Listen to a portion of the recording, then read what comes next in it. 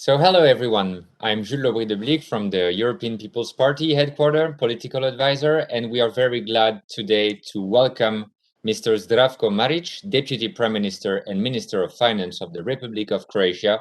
Minister, thank you so much for having accepted this invitation.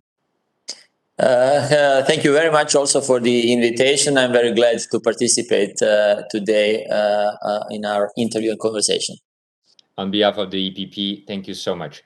The aim of this discussion today, Minister, is to put the focus on the EU recovery, but in practice, in our member states. So we'll have the chance to listen from examples in your country, Croatia. Croatia's plan, which will be financed by 6.3 billion euros in grants, forms part of an unprecedented and coordinated EU response to COVID-19. So, Minister, my first question is quite simple.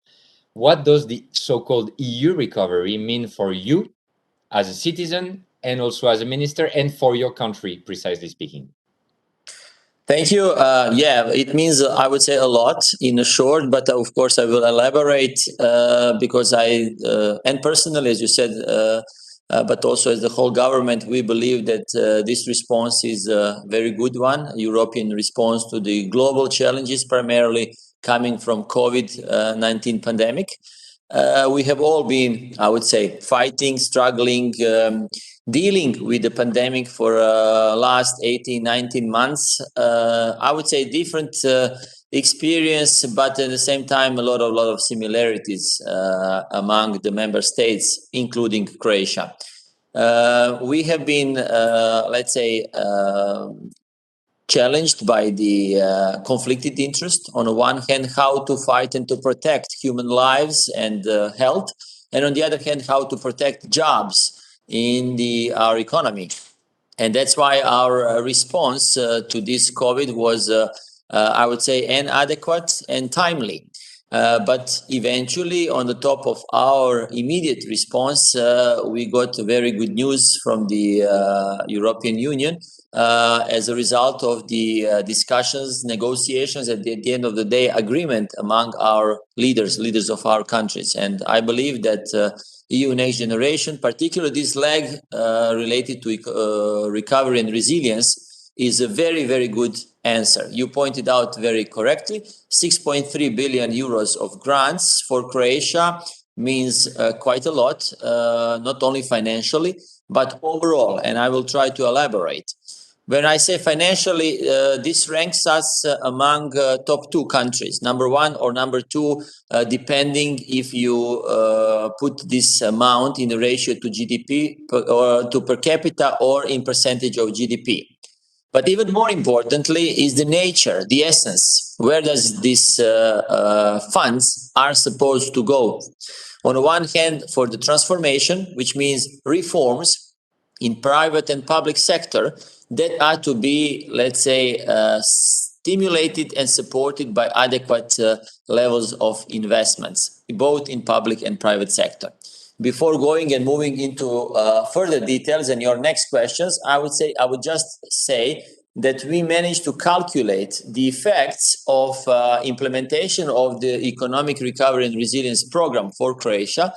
And in the first 2 years of implementation of this program, we are talking about roughly 1.5 percentage points of real GDP annually, which is, I would say, quite substantial. But I would say, as a finance minister, even more importantly are the effects of the program in the medium to long term. Because again, I would stress the importance of the implementation of structural reforms and the policies that are designed and put in our document. Thank you very much, Minister. And after all what you said, looking at practical areas of the recovery strategy, what are, according to you, the main elements of this national plan for your country, for companies, for households? How does it work in practical terms for the citizens? Sure. Well, when you see the total envelope, the total pie for Croatia, I would say roughly 54%, so slightly more than 50% of the funds are supposed to be directed, I would say, in a general chapter called economy, which means both for the public but also for the private sector.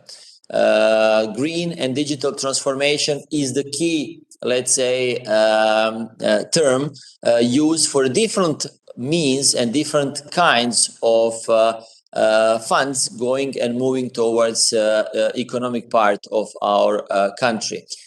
Starting from the grant schemes, financial instruments, interest payment subsidies, all down to the energy efficiency, individual infrastructural and related projects, again, pretty much all with a very strong component of green and digital.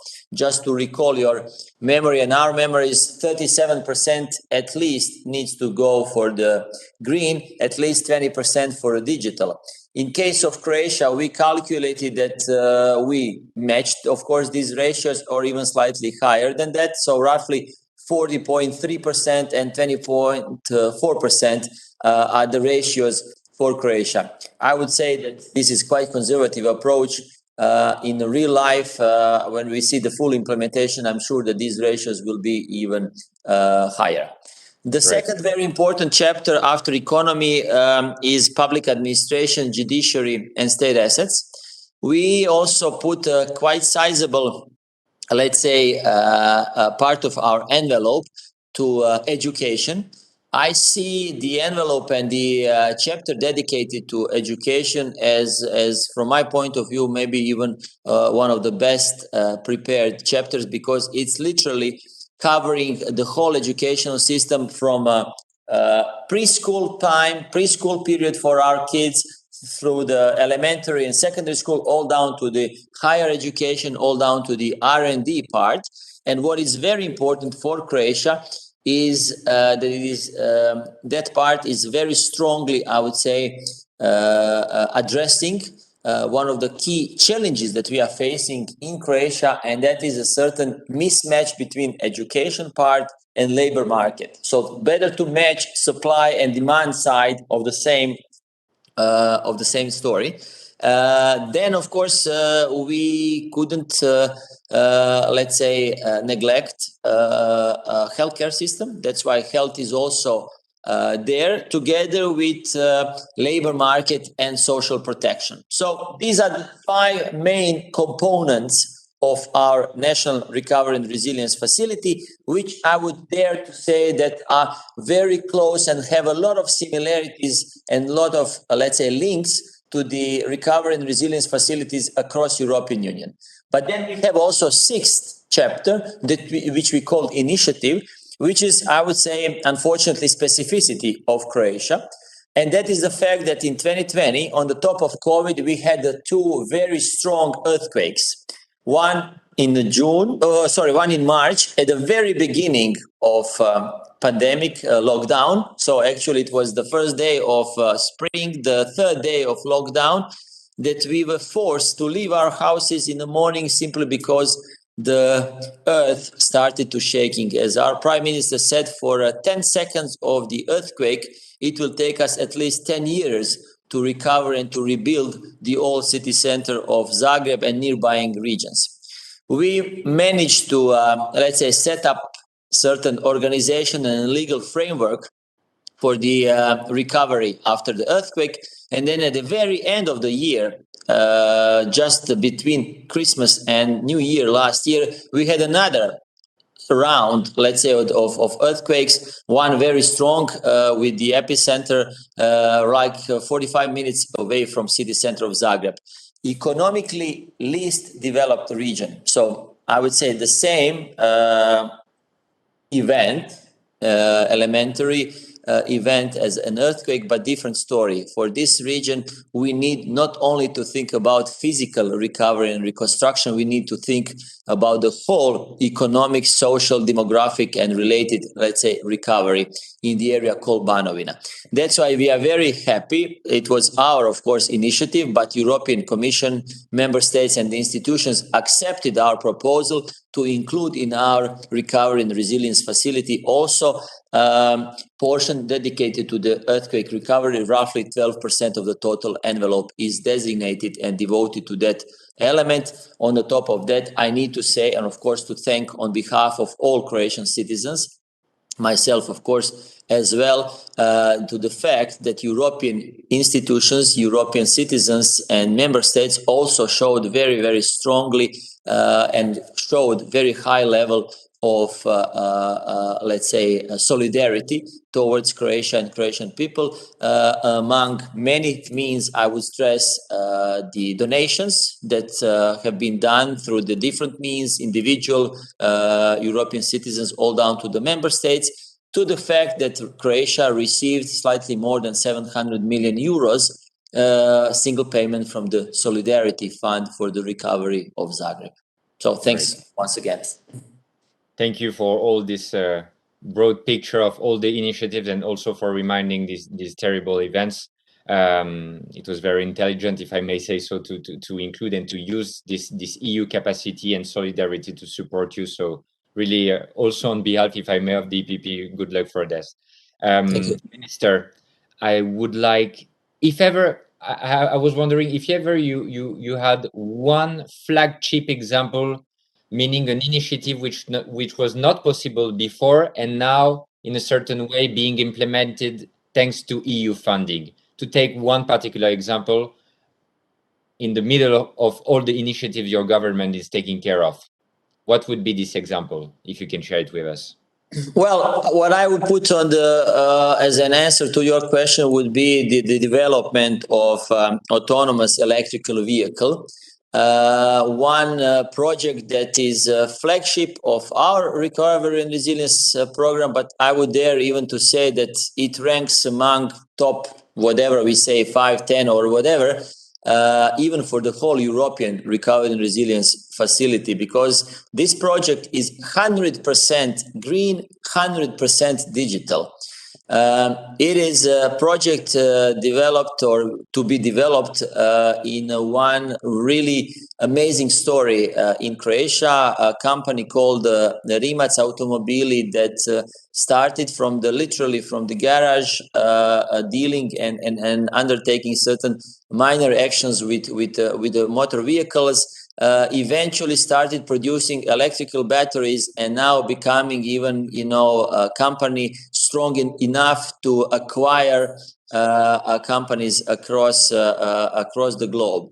However, this project that they nominated and that is part of our recovery and resilience facility is by no means, I would say, really something that is worth of stressing. So plan is to develop an urban mobility ecosystem integrated with public transport in Zagreb. Of course, part of this project is also development and construction of infrastructure, which will be used for the maintenance of the cars. But on top of everything is something that, as I said, 100% green and digital, which would tomorrow serve its purpose as autonomous electrical vehicle, and I'm sure not only in Zagreb, in Croatia, but I would say across European Union, across the globe.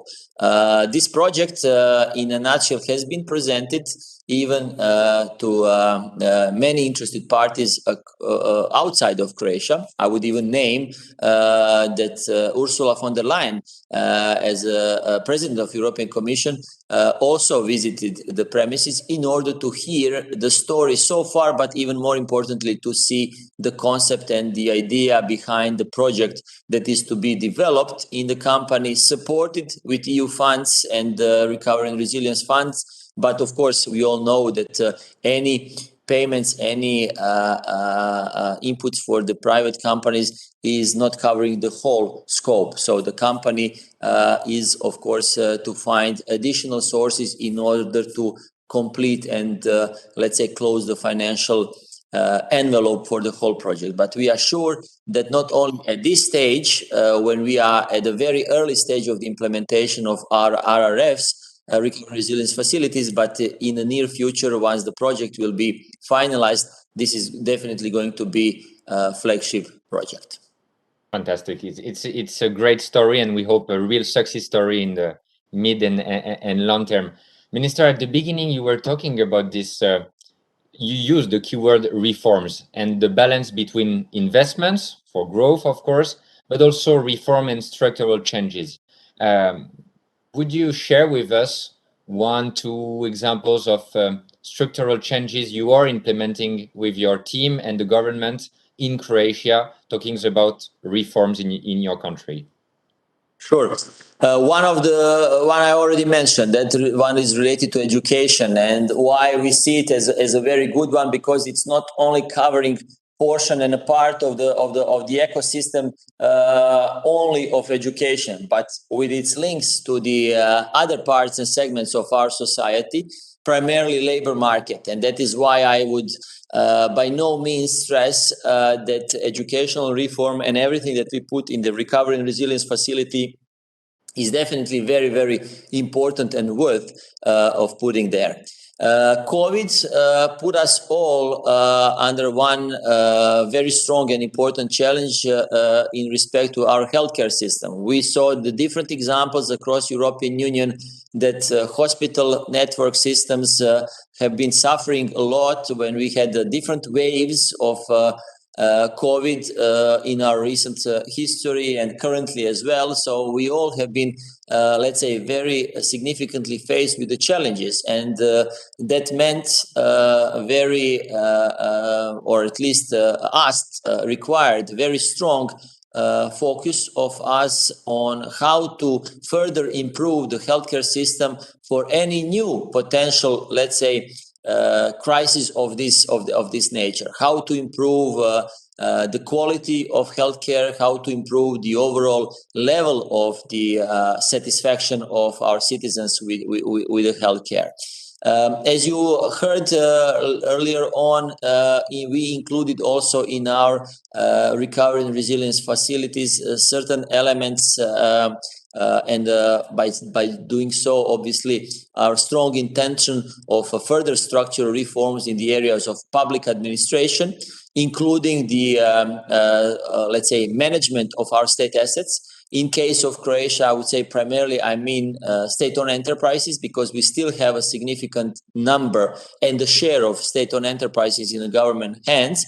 And also social security, pension system, because we are all facing very much or pretty much the same or similar trends, and that is due to the improved quality of living, science and everything improved and extended the living age of our and life expectancy of our citizens, which is good, great news. But at the same time, it also puts additional challenges because of the aging of population trends that we are seeing in the last couple of decades. And by no means going forward, we would need to tackle these areas even more substantially. So on a macro level, if you just allow me, when we all know, and I will start with the case of Croatia, country that is that expressed its strong desire and willingness to enter into European Monetary Union, to accept euro, since we are highly euroized economy.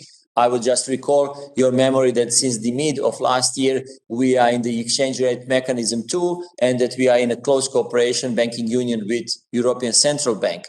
By saying that, I would just stress that there are certain limits to the, let's say, maneuver space of our monetary policy going forward.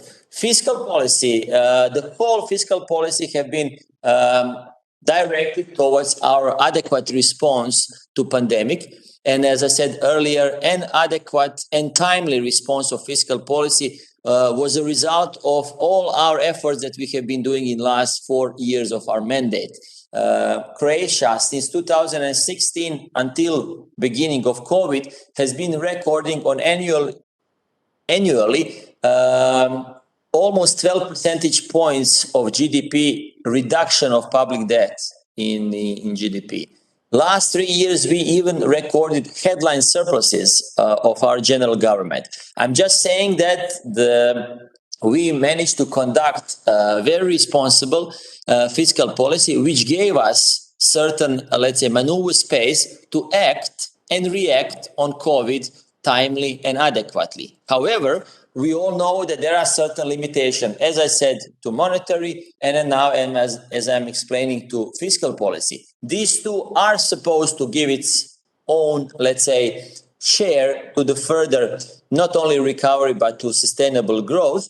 But together with these limitations to the monetary and fiscal policy, structural policies across European Union are becoming more and more important. And that's why I appreciate highly your question, because this is something that we all need to put stress on in the period going forward. And again, that's why that is what I personally very much like about Recovery and Resilience Facility, because again, green and digital transformation, so structural transformation, structural reforms of our public and private sector, supported with adequate levels of investments.